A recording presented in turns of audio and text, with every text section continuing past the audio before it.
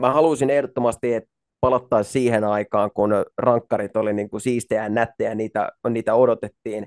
Ja toi 3 vs 3 kiekko on tosi hyvä uudistus ollut mun mielestä, ja siitähän puuhataan kuulemma mukaan jopa niin kuin olympialajia Ai 3 vs saakeli. 3 jääkiekosta. Niin Laitotuskuurin jälkeen laitetaan kuntokuuri pystyyn nimittäin. Kyllä kiinnostaisi. lähdetäänkö me edustamaan sun kanssa Suomeen? No jos ei muuta, niin valmennushommia sinne johonkin, tai huoltohommia ehkä enemmän. Se on ehkä niin kuin lähempänä vielä. Kyllä, mutta Tai ehkä miksei vilttimiehiksi. niin, vilttimiehiksi, se olisi kyllä mun mielestä meidän paikka. Olympialaisissa vilttimiehenä.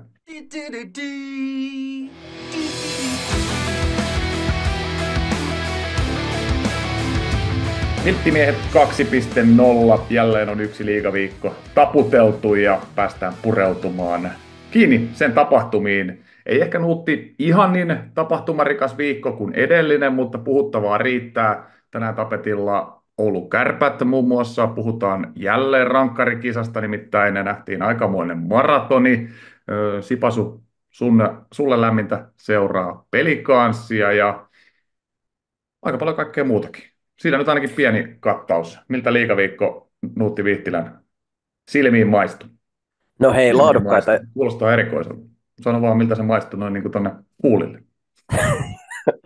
Hei, laadukas kiekkoviikko nähtiin ihan ehdottomasti ja myös laadukkaita otteluita, hienoja pelejä.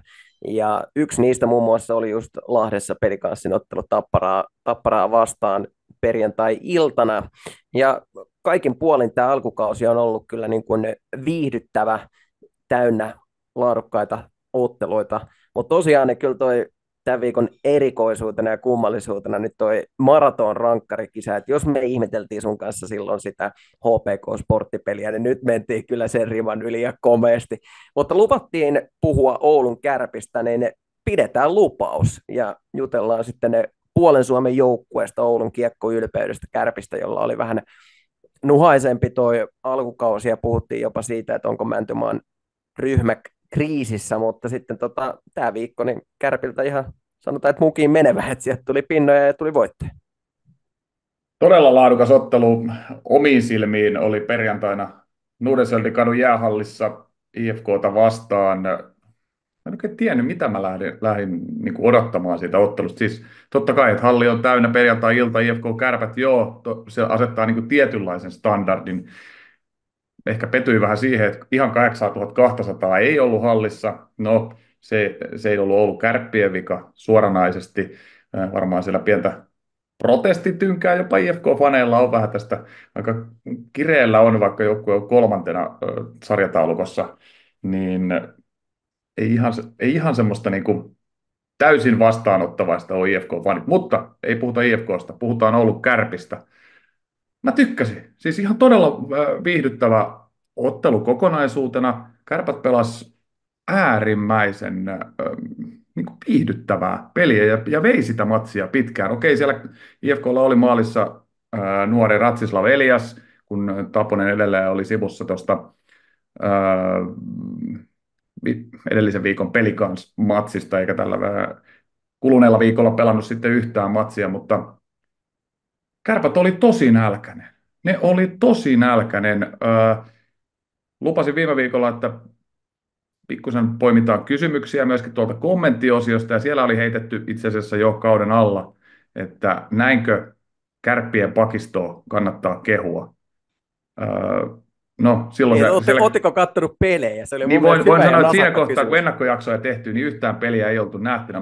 Mutta kyllä mä allekirjoitan, kun siinä pumpattiin niin kuin Kärppien pakistoon, niin kyllä mä edelleen allekirjoitan sen. Et kyllä mä tykkään, ja en näe niin kuin mitään sen suurempia ongelmia. Okei, ehkä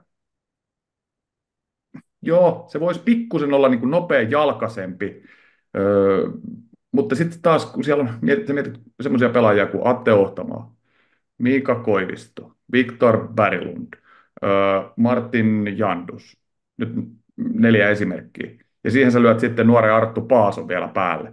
No, nuoren ja nuoren, mutta kuitenkin ton pakiston niin kuin se nuori jalokivi, joka on noussut ihan niin kuin vuosi vuodelta homma vaan paranee. Nyt alkaa löytyä semmoista itseluottamusta myöskin, että nyt mennään sitten välillä hyökkäyksen kärjessä. Nyt haetaan jokainen kiekko. Saat ensimmäisenä hyökkäyksen kärjessä, saat ensimmäisenä alhaalla, sä menet jokaiseen tilanteeseen. Mä tykkään tuosta pakistosta. Ja sitten kun siellä Tommi Kivistö kiskoo maaleja omasta päästä, niin en mä tiedä. Niin olen edelleen sitä mieltä, että erittäin laadukas pakisto. No joo, mä itse asiassa taisin sanoa silloin siinä ennakkojaksossa tänä, että rautainen pakisto Oulun Kärpillä. Ja hei, kattokaa sitä nimilistaa, kattokaa miten he ovat saavuttaneet, missä he ovat nyt, niin edelleen voidaan todeta, että vähintäänkin paperilla se on todella rautainen se pakisto. Mutta mä katsoin HPK-ottelua, mikä lopulta kuitenkin päättyi Kärppien voittoon, mutta sarjan hännen huippuihin lukeutua HPK sai ensimmäisessä erässä Kärpät näyttämään jopa vähän niin kuin höpsöltä, vai sitten saiko Kärpät näyttämään itse itsensä höpsöltä, että tämähän siinä on se kysymys, mutta mulla tuli siitä ihan sellaisella niin kuin purasulla mieleen, että onpas vähän raskas kalusto liikenteessä, ja jotenkin tuntuu, että miehiä hukku siellä omalla alueella, ja esimerkiksi Jandus, häneltä pääsi karkuun parikin kertaa omalla alueella äijä, ja mä ihmettelin sitä, että kaveri on kuitenkin EHT-tason pakki, niin miten niin kuin falskaa paikkapaikoin liigakaukalossa noin. Tuo Paaso oli sulta hyvä nosto, erittäin laadukas puolustaja on kyseessä, ja sitten siellä on kuitenkin mun mielestä vielä reservissä aika paljonkin, ja heräs vähän semmoinen ajatus siitä, että tämmöiset Kivistöt ja Ohtamaat, oikeasti kokeneet konkarit, niin olisiko vähän sen uuden tuomarilinjan kanssa pientä opettelemista, että sun pitääkin puolustaa jalalla, sä et voi tehdä sitä oikea-aikaista repäsyä, koska ne napsitaan sieltä myöskin pois.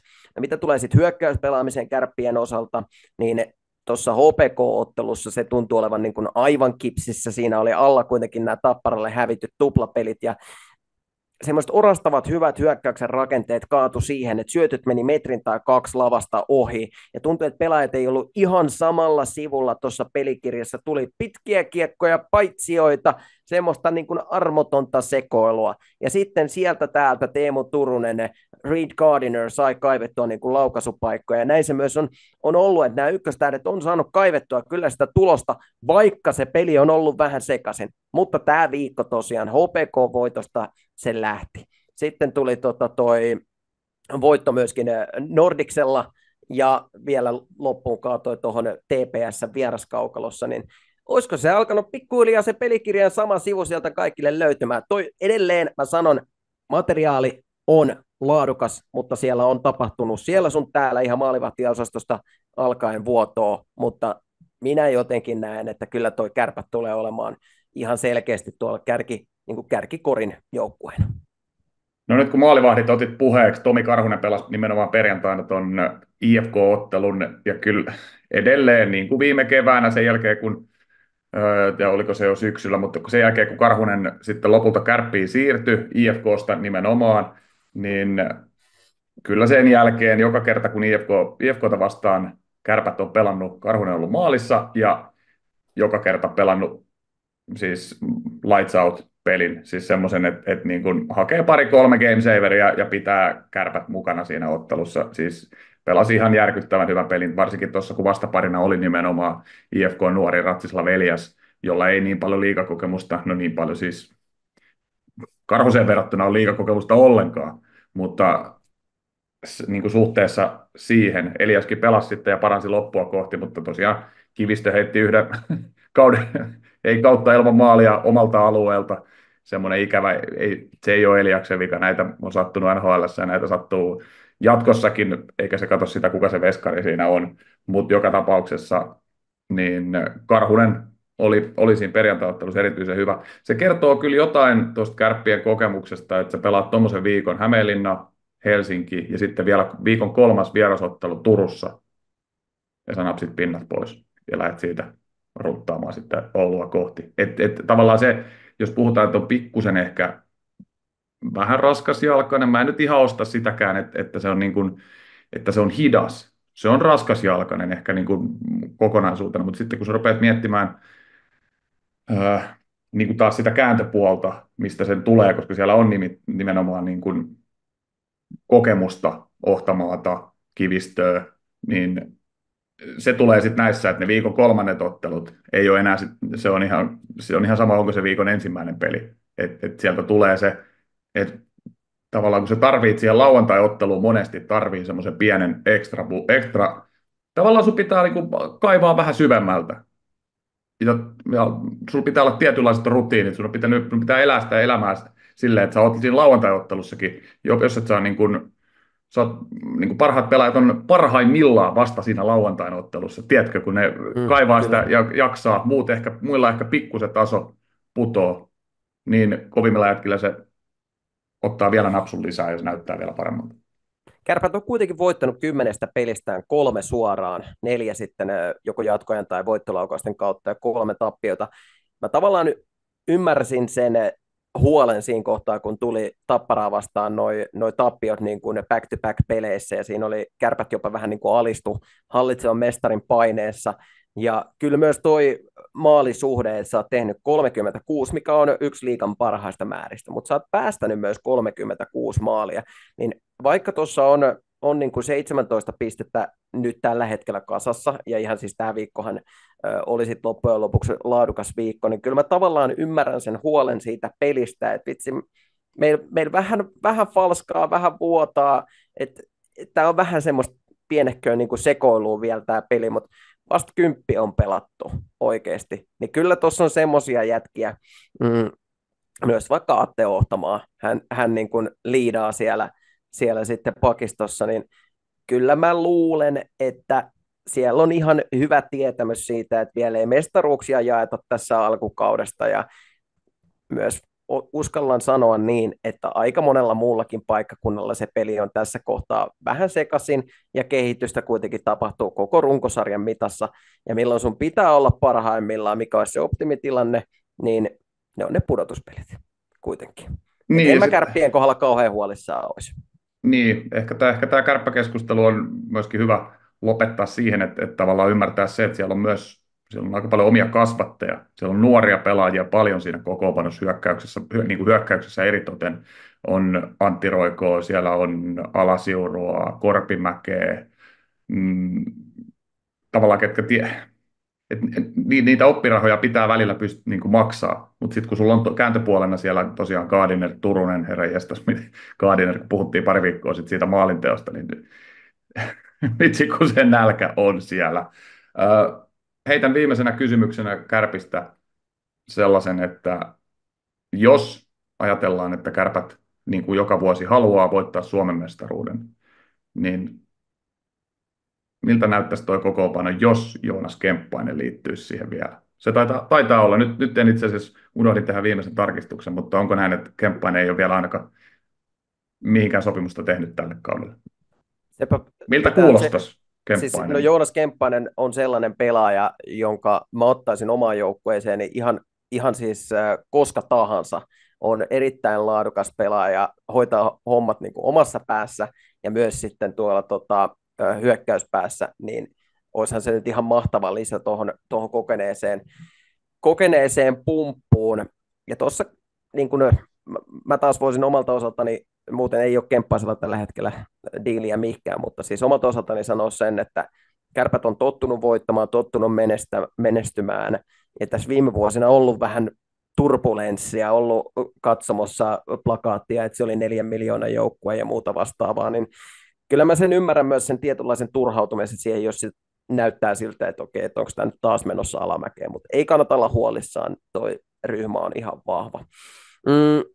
Mennään, niin. Mennäänkö eteenpäin, kun siitä IFK-kärppät-pelistä kuulin vaan tämmöisen tarinan, en ole muistanut jälkilähetystä katsoa vielä, niin sehän venyi lopulta rankkareille, sekin peli, kuten keskiviikkona, niin siellä oli tuomarikamerasta tullut kommentti Ohtamalle ja Melartille sinne just ennen voittolaukaus-kisan starttia, että jos tänään mennään sitten ylitöihin, niin tai oliko se niin, että jos mennään yli 10 laukoja, niin molemmat lähtee 0 pisteellä tästä kotiin. Ja siinä ehkä tällä halusin niin kuin johdatella tähän keskiviikon tapahtumiin, mitä sitten Nordicsella oli. Siellä oli vähän, no ehkä veskariklinikkaa sitten kuitenkin voittolaukauskisojen osalta. Yksi No, maali. joo, mutta ei. voi herran pieksut sentään. Mä katselin ne rankkarit tosiaan niin 38 laukojaa vaadittiin, että saatiin sieltä se maali aikaiseksi tuossa tai IFK ja KK välisessä ottelussa. Ja siis tämähän räjäytti sosiaalisen median keskustelun ihan täysin. Ilmari Pitkänenkin ylitti liigana uutiskynnyksen. Mutta siis ennen, silloin kun rankkarit tuli, niin ne oli semmoinen niin kuin herkku, mitä tavallaan toivottiinkin, että voi vitsi, että niin kuin tiukka peli, että menisipä tämä rankkareille, että nähtäisiin jotain hienoja highlight-moveja siellä, niin nyt tämä tuntuu siltä, että siis kun tämä on nyt, kun me puhuttiin silloin siitä HPK-sporttipelistä, missä tuli se parikymmentä rankkaria, nyt mentiin tuplat vielä siitä, niin nyt tämä alkaa tuntua jotenkin, että tämä on sellaista pakkopullaa ja pakollista pahaa tämä rankkarihomma. Ihan siis täysin käsittämätöntä. Miten ollaan ajauduttu tähän tilanteeseen? Kiinnostaisi tietää. Niin, sitten kun siihen lisätään vielä se, että kun jäätä ei puhdisteta ennen rankkareita, niin tämmöisen, tiedätkö, varsinkin tässä niin kuin lämpimänä syksyssä, siis se on semmoista oikeasti, kun ottaisit niin kuin semmoisen ison saavin kaurapuuroa ja kävisit latelemassa sen, no kokeile ensi talvena, keität semmoisen peräkärryllisen kaurapuuroa ja viet sen tonne johonkin pihakentälle ja vetelet kaurapuurot siihen maaliedustalle sieltä keskiympyrää asti ja lähdet sen jälkeen peippailemaan. Et se on, välillä se jää on niin kuin tosi huonossa kunnossa. Joo, ei se nyt selitä 38 laukoja. Ei missään tapauksessa. Mutta kun se oikeasti, siinä oli 3 hyvää yritystä siinä koko kisassa ennen sitä maalia. Kyllä. 38, 1 maali ja 3 hyvää yritystä. IFK oli 1 ja sitten oliko niin, että KK taisi olla 2 tolppaa. Niin, siinä oli siis Vesalaisella oli tolppaa, joo, mutta siis mäkin katselin niitä rankkareita, niin jotenkin sellainen mielikuvituksen puute iski ihan täysin, ja mä ymmärrän sen, mäkin olen jonkun rankkarin joskus ampunut, ja varsinkin sitten treeneissä niitä harjoitellut, niin kun sä itse ammut sille samalle veskarille 10 rankkaria, niin siinä voi tulla jo vähän sellainen, että mitäs mä tekisin, mutta kun siinä kuitenkin pääsääntöisesti aina niin kuin vaihtuu uusi pelaaja kokeilemaan sinne, niin kyllä se, että siellä niin kuin pleksit rämisee näiden laukausten jälkeen ja ammutaan ohi. Ja siinä kuitenkin esim. Vesalaisella oli se tolppa, niin hän näytti siinä, että kyllä tässä voi niin kuin yrittää myös harhauttaa, ja se oli erittäin lähellä mennä maaliin. Ja kuitenkin pitäisi olla, että noi on semmoisia hetkiä, noi rankkarit, että siinä mitataan sitä sun pelipokeria, ja sunhan pitää kusettaa siinä rankkarissa se joko veskari kusettaa hyökkää tai hyökkää veskarin, ja yleensä se joo, ei ollut kyllä pelaajilla, pelaajille ei ollut kyllä kusetuksen makua, missä nämä veskarit on niin niin, no joo, anna tulla vaan, niin mulla on nämä on nykyään niin perhanan hyviä nämä veskarit, että siis sun pitää oikeasti saada sellainen niin kuin yllätysmomentti siinä hommassa, mikä mua on siepannut jo pitkän aikaa näissä rankkareissa, että tullaan ja tehdään semmoinen niin kuin harjoiteltu koreografia. Ja se veskari ei niinku liikahdakaan, vaan se nappaa sen kiekon siihen tumppuun, kun se kaveri veivaa siinä, potkaisee sen mopon käyntiin ja tekee pienet niinku korvien heiluttelut. Ei se, siis kun pitäisi oikeasti kusettaa, saada oikeasti myytyä se, että mä vienkin nyt ammunkin täältä kämmeneltä ja sit viiää sinne rystylle. Et nyt tehdään ne veivit, mutta ei varsinaisesti harhauteta. Niin no joo, toi kuulostaa ihan niin kuin oikeata pohdintaa, mutta sitten kun siinä on 7300 katsojaa ja se on niin kuin, se pinna on sun veivin varassa, niin kyllä sä haluat siitä niin kuin aika saletin tehdä, että nostaa ne omat osakkeet siihen, että sinne ei lähdetä niin kuin enää hassuttelemaan.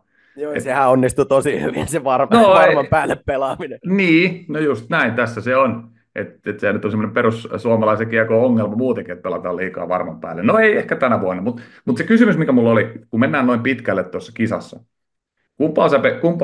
kumpi olisi sun ratkaisu? Se, että ruvetaan menemään numerojärjestyksessä tyyppisesti, kun siellähän kävi siis hallissa ylivoimaisesti isoimmat uploadit sai Mikke Max Oosteen siinä kohtaa, kun se laitettiin siis koko halli nousi tyyliin seisoo, ja löi kättä yhteen, siis aivan järjetön meininki. Melarit kävi vetämässä, Kiviharju, sitten siellä oli KK-pakisto, kävi vetelemässä. Mutta olisiko sun ratkaisu se, että no nyt on mahis antaa vähän hyvää kaikille? Vai jos sä nyt löysit siitä vaikka KKlta, sanotaan, että sä löydät sun parhaan maalintekijä siihen, niin et, sä vedät niin pitkään.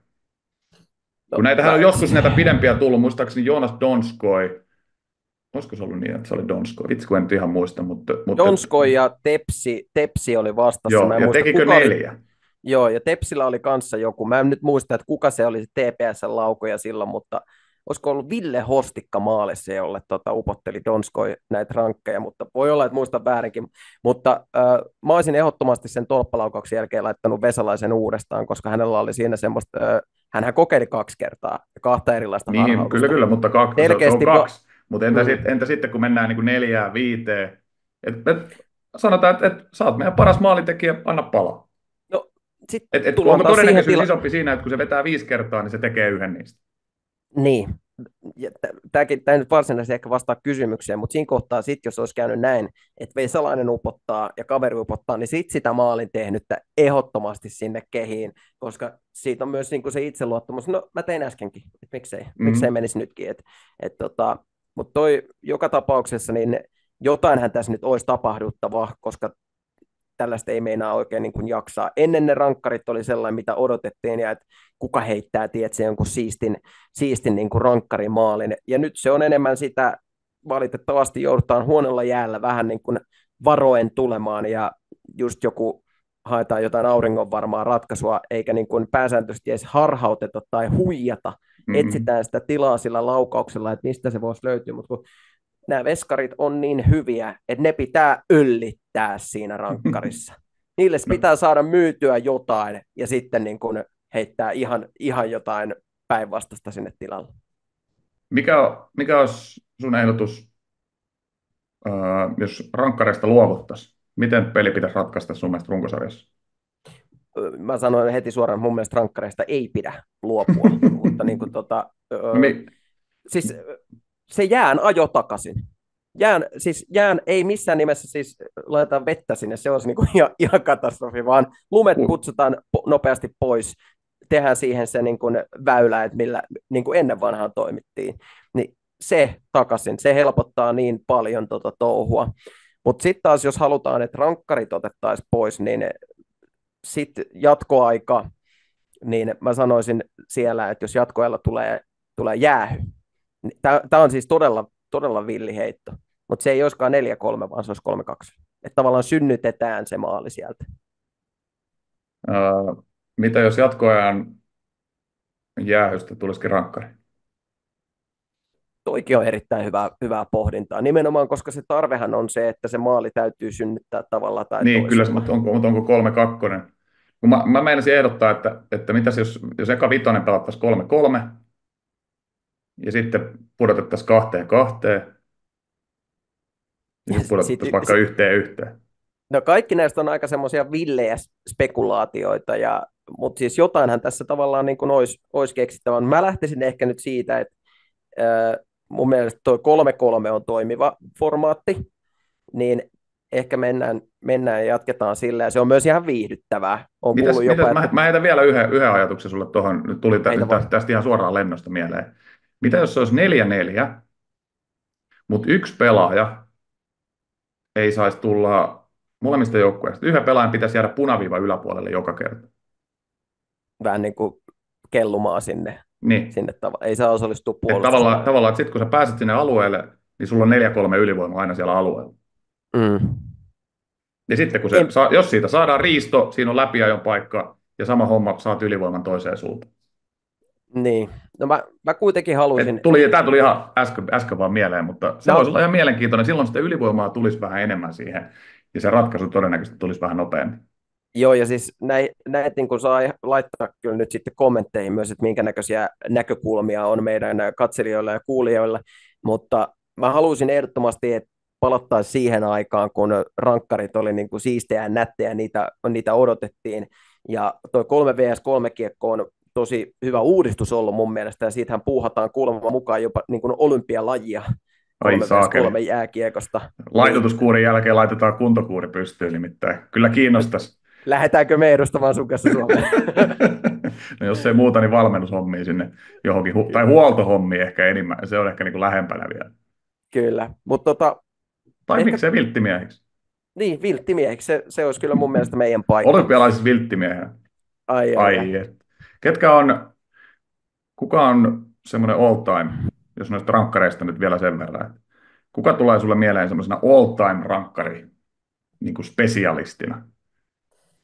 No, all-time rankkari spesialistina, niin ehdottomasti Linus Umark, mutta kun mennään sitten niinku liigan puolelle, että ketä täällä on pelannut, niin itse heitän kyllä ihan äh, lahtelaislegendan Marko Jantusen, joka pelikanssissa upotti rankkareita, ja hänellä oli semmoinen tietynlainen patentti. Kädet kävi tosi niin kuin vinhasti, ja sitten hän vei rystylle, ja se tyyli siinä rankkarissa oli vähän ikään kuin semmoinen, että hän lähti ikään kuin läpiajoon, koska sehän me tiedetään, että läpiajosta on itse asiassa helpompi tehdä maali kuin siitä rankkarista, koska siinä ei ole niin paljon aikaa funtsia, mutta hänellä oli kova vauhti, ja monesti rystyltä leipasi sen kiekon sitten ohi veskarin, ja nosti käden kohti iskuareenan kattoa, niin Marko Jantunen on mun, mutta kenetkä sä heittäisit?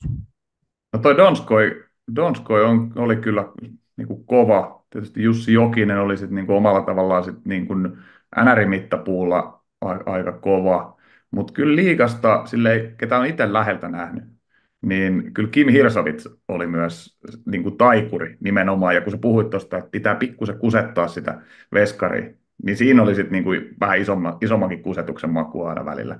Että ne oli taideteoksia, tiedätkö, semmoisia niin kuin käsityöpajalla pitkään höylättyjä, rakennettuja taideteoksia, kun se pääsi sen niin kuin, ja silloin nimenomaan parhaimmillaan puhtaalle jäälle vielä tekemään, niin ne oli siis semmoisia, että Veska jäi katsoa, että aha, ai mistä se meni.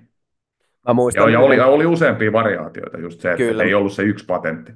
mä muistan yhden Eurohockey Tour-pelin Tsekkiä vastaan, jossa Kim Hirsovits teki Lukas Mensator-nimisestä maalevahdista niin kuin aivan todella uunon Oliko näköisen. se, missä kääntyi pakki päälle? Pakkiellä, joo, ja siinä Mertaranta selostamossa yllätty niin kuin ihan täysin, että mitä tämä kaveri niin kuin tekee, mutta heitti kaksi erilaista rankkia siinä, ja todella tyylikkäitä rankkarin maaleja teki kyllä Kim Hirsovich, ja toivottavasti tästä niin kuin päästäisiin jollain tapaa joskus taas siihen, että meillä on niin kuin, meidän ei tarvitsisi itkeä siitä, että voi vitsi, kun tämä homma ei nyt toimi, tai että tämä homma on rikki, niin en tiedä.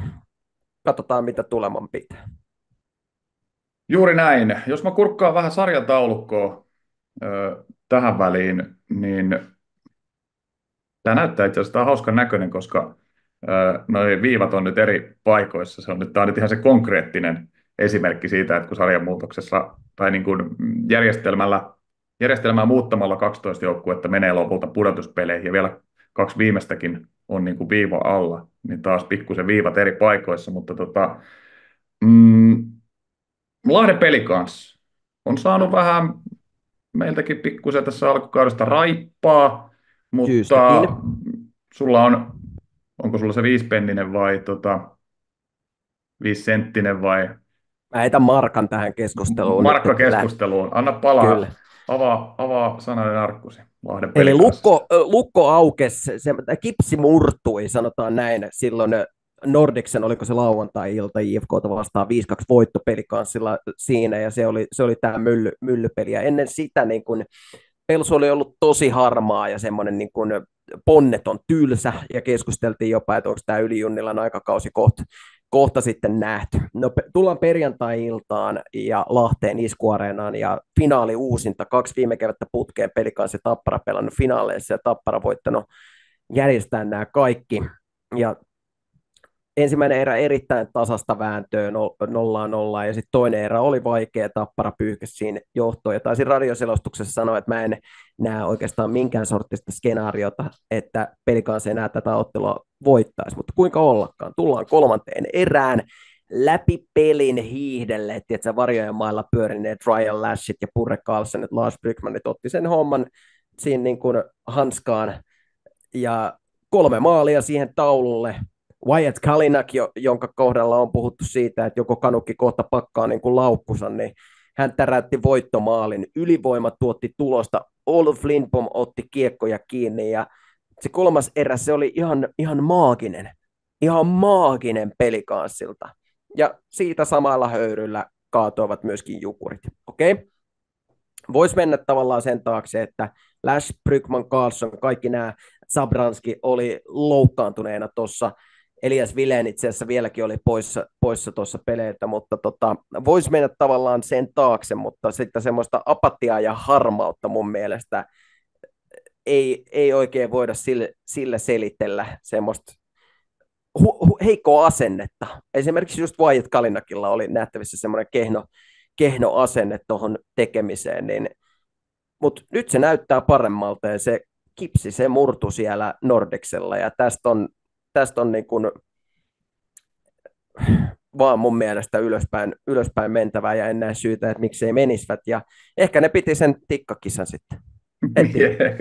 Ehkä se on pidetty se legendaarinen pelikanssi Dart-turnaus tällä kertaa pikkusen jo aikaisemmin. Pelikanssi-sarjat alkossa siellä 12, kun tätä nauhoitetaan.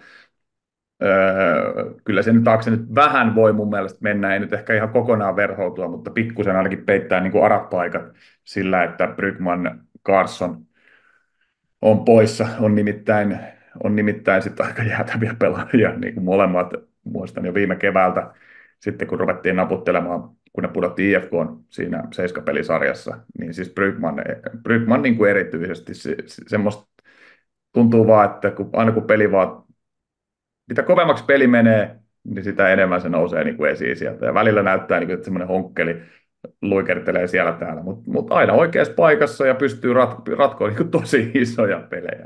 Et varmasti myös Lahdessa niin kuin aika isoja henkisiä palasia myöskin sille porukalle, jos sanotaan, että se on vähän ollut harmaata, niin kyllähän se tietysti tietynlaista turvaa tuo sinne koppiin myös, että ne sun tähtipelaajat on siellä kokoonpanossa.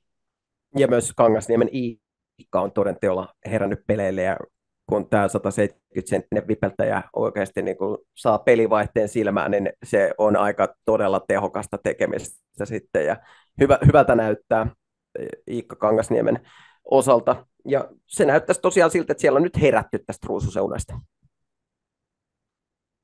Sitten miljardi euro hanke, oliko se miljardi euro vai miljoona euroa? No kyllä se miljardi ainakin maksoi, kun laitettiin lontoolainen mainostoimisto hommiin ja tehtiin hieno viikoittainen osio, jossa jaetaan viikon härkä sekä viikon pyyhkeet. Jos mä aloitan pyyhkeillä, jätetään härkä sulle. Aloita pyyhkeillä. Jyväskylän Jyp. Viime kausi oli ihan katastrofi. Nyt on uusi valmentaja, uusia hankintoja, tuodaan Tapparaa imitoiden mestarivalmentaja, tai ruotsalainen valmentaja, joka kantaa meidät mestaruuteen. Sillä ajatuksella. No ei ehkä ihan näin kärkkäästi Jyväskylässä mietitty, mutta ainakin homma rupeaa toimimaan. Jyväskylän Jyp on sarjataulukossa 8 pelatun ottelun jälkeen 8 pisteellä 16 joukkueen sarjassa siellä 15. Ja Jyväskylän Jypin viikko kuulostaa siltä, että ensin Rauma Lukko voitti heidät 4-2. Sen jälkeen Kiekko Espoo kävi perjantai-iltana vierailulla Jyväskylässä. No okei, Jyppi sai siitä pinnan, kun peli venyi jatkoajalle. Mutta siihen päälle sitten lauantaina vierailu Nokia-areenaan 5-0 käkättimeen. Niin kuin tollaisen viikon 2 ekapelin jälkeen Jyväskylän Jyppinen Nokia-areenaan ottaa 5-0 käkättimeen. Siis todella siis ala-arvoinen suoritus viikon pyyhkeet Jypille, jonka kaudesta piti tulla taas se, joka nostaa Jypin uskottavuuden. Että siitä tulee taas uskottava joukkue. Niin nyt ei olla, niin siellä, ei olla edes sillä sivulla. Mikähän Saamari siellä oikeasti mättää, koska siellä on vuodesta toiseen tehdään hyviä hankintoja, siellä on Veini Vehviläinen kuitenkin maalissa ja niin kuin hyviä pelaajia. Totta kai sielläkin on poissaoloja, muun muassa Nate Schnarr on ollut poissa peleiltä, mutta kun vuodesta toiseen se on niin kuin, siis karmeita sekoilua siellä kaukalossa ja myös sen ulkopuolella. Mä laitan itselleni tuohon nyt merkinnän. Muistelisin, että pari viikon päästä on Jyväskylän reissu edessäkin, että tässä ihan ennen marraskuun maajoukkuetaukoa niin otetaan Jypkyllä semmoiseen vähän isompaa käsittelyä. Mä laitan tuosta vähän pienen puhelukierroksen käyntiin, että mitä tapahtuu Jyväskylässä. I- Selvitetään, tutkitaan pikkusen sieltä pinnan alta, että mikä siellä kuplii. just näin. Hei, viikon härkä, eli tämän meidän miljardihankkeen se tavallaan niin kuin positiivinen puoli, johon itse asiassa tiedän, että jokainen liigapelaaja haluaa päästä. Meille on tullut puheluita, että voisiko mä olla. No hei, Niko Hovinen palasi peleille, teki sopimuksen IFK:n kanssa, tuli paikkaamaan Roope Taposen loukkaantumista ja Saippaa vastaan hyppäsi sitten uuniin ja kuinka ollakaan, niin pappi pelasi siihen sitten nollapelin, että ei ton niin kuin paremmin voi palata peleille, että aivan loistava paluu häneltä ja tietysti siitä voidaan olla eri mieltä, että on nähty nyt näitä Petri Kontiolan jäähyväiskiertuetta ja sitten sidotaankin vielä luistimen nauhat kiinni, mutta taas toisaalta en mä nyt pysty siitä, jos sä haluat kiekkoa pelata, sulla vielä niin kuin kipinä siellä palaa, niin pelaa kiekkoa. Ja Niko Hovinen pelasi aika hyvin nollapeli Saipaa vastaan. Joo, ja tuossa tullaan vähän siihen tilanteeseen, että vähän sama kuin Kontiolla nimenomaan, että tuleeko siinä enemmän se ulkoinen paine, että nyt mulla ei olekaan tässä vielä keväällä yhtään sopimustarjousta, niin mä lopetankin nyt tähän näin, kun mä oon nyt vähän siinä hetkessä, että mä voisin nyt ehkä lopettaa. Etkä sä kuuntele ihan ehkä tarkkaan sitä viimeistä ratkaisua sun sisällä, jos sä vähän oot epävarma siitä, että oliko vähän hätäinen ratkaisu. Tiistai-aamuna oli kuulemma ensimmäinen puhelu tullut, tarjouksia oli muualtakin, mutta sitten ensimmäistä kertaa perjantaina kokoonpanossa ja lauantaina nollapeli. 17 torjuntaa tosin Lappeenrannassa. Otetaan nyt vähän sen verran takaisin kuitenkin niin kuin isoimpia hehkutuksia. Ja heitän siitä huolimatta loistava suoritus Niko Hoviselta. Mahtavaa, että tuli takaisin, mutta pakko heittää sulle kysymys. Kertooko tämä enemmän Niko Hovisesta, IFK-joukkueesta vai koko kotimaisesta liigasta? Niin, no vai...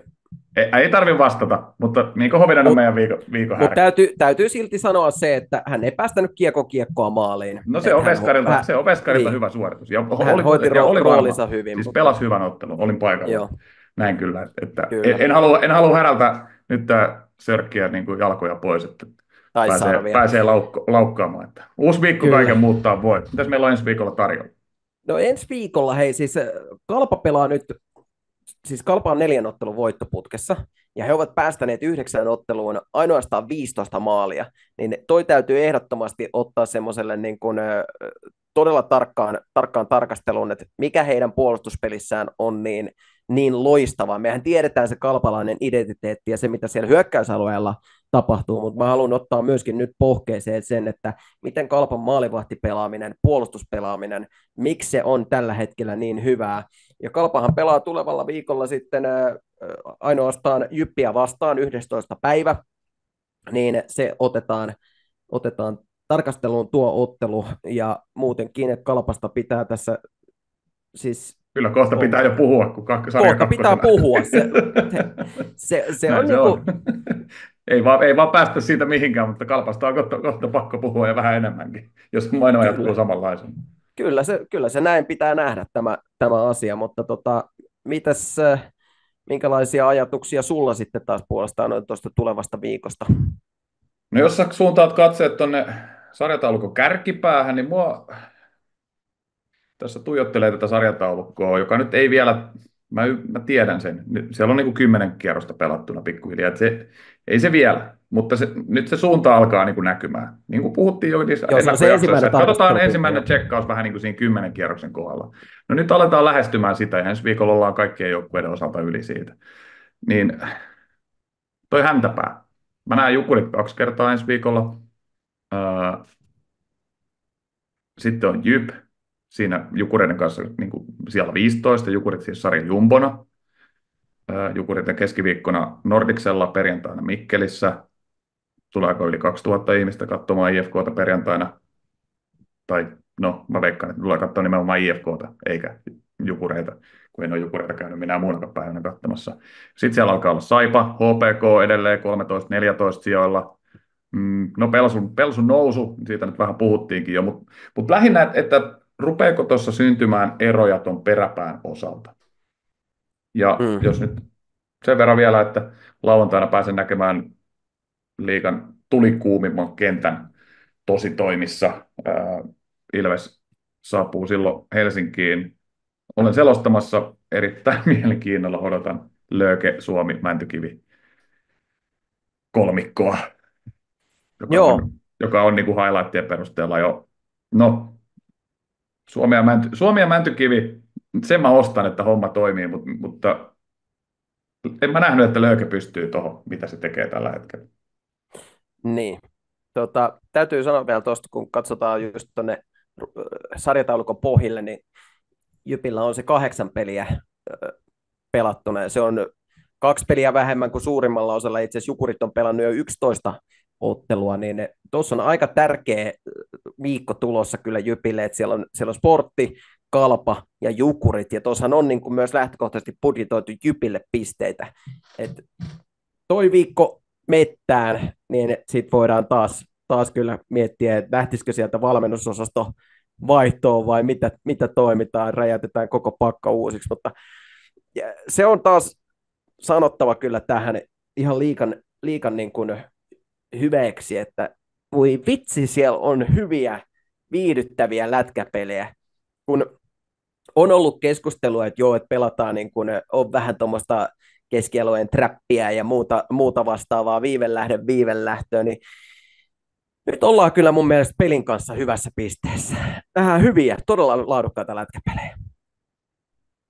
Joo, sä oot ihan oikeassa. Sä oot ihan oikeassa, mutta mua pelottaa, että tässä rupeaa käymään niin kuin, että tulee 2 kerroksen väkeä tämän sesongin aikana, kun niin kuin huonoja uutisia talouspuolelta ja tolleen, Ja meillä on Ilmari 16 joukkuetta tässä liigassa, että se on ihan selkeä, että tulee 2 kerroksen mutta väkeä. just niin, että se tavallaan niin kuin näkyy noihin peleihinkin tavallaan, koska se rupeaa heijastumaan liikaa noihin otteluihin. Nyt ei vielä niin kuin, no ensi viikolla on hyvä esimerkki siitä. Jukurit IFK 2 kertaan, jos siinä on niin kuin taloudellisesti sekä pelillisesti niin kuin 2 ääripäätä tällä hetkellä, niin kuin tänään kun tätä nauhoitetaan. Niin se on hyvä esimerkki siitä, että mitä se tulee olemaan, koska on todistettu niin kuin loistavia otteluita tähän alkusesonkiin.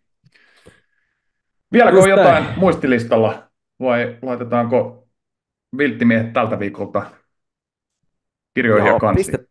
Pistetään kirjoihin ja kansiin, lähdetään valmistautumaan 3-3 olympiaturnaukseen sun kanssa, niin treenit käyntiin ja ensi viikolla palataan uudella jaksolla ja silloin myöskin uusilla aiheilla. Muistakaa, että saatte laittaa kyllä meille kommentteja tuonne kommenttikenttään, kysymyksiä, ja jos on jotain, mikä askarruttaa, mitä haluat meiltä kysyä, niin laita ihmeessä sinne vaan, ja me jatketaan tästä eteenpäin huikean liigaviihteen parissa. Näin se on, ensi viikko. Morjes.